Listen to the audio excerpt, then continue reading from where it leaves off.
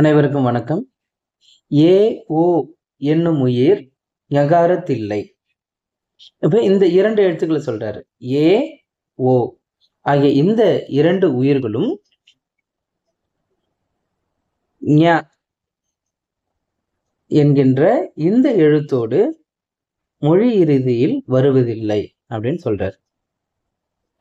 அப்ப தாமே நின்றும் பிற மெய்களோடு நின்றும் ஈராவதன்றி ஞ என்கின்ற ஞகாரத்தோடு ஈராவது இல்லை, மொழி இறுதியில வராது.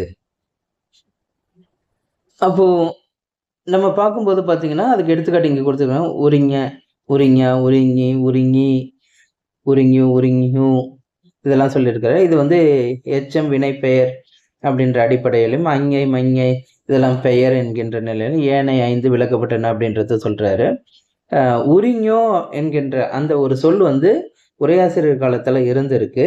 அதனால ஓகாரம், இது வந்து முடிவது ஓகாரம், ஓகாரத்தில் முடிகிறது இல்லைங்களா? அதனால இந்த சொல் வந்து உரையாசிரியர் காலத்துல இருக்கு.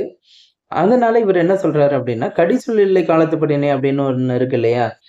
நமக்கு வந்து வழக்குல வந்துடுது, அதனால அதை வந்து நம்ம நீக்க வேணாம், அதை வந்து சில சொற்களை மட்டும் நம்ம சேர்த்துக்கலாம் அப்படின்ற அடிப்படையில நான் ஏற்கனவே உங்களுக்கு சொல்லியிருந்தேன். சகர கிளவி சொல்லும்போது பார்த்தீங்கன்னா சட்டி அப்படின்ற சொல் வந்து இன்னைக்கும் வந்து இது தமிழ் சொல் தான் அப்படின்னு சொல்லி ஏற்றுக்கக்கூடிய ஒரு மனநிலை இருக்குன்றதை நம்ம பார்த்துருந்தோம்.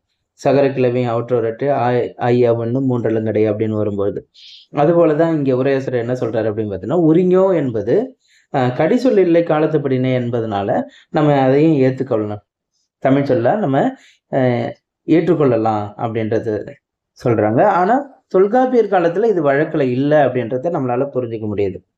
நன்றி, வணக்கம்.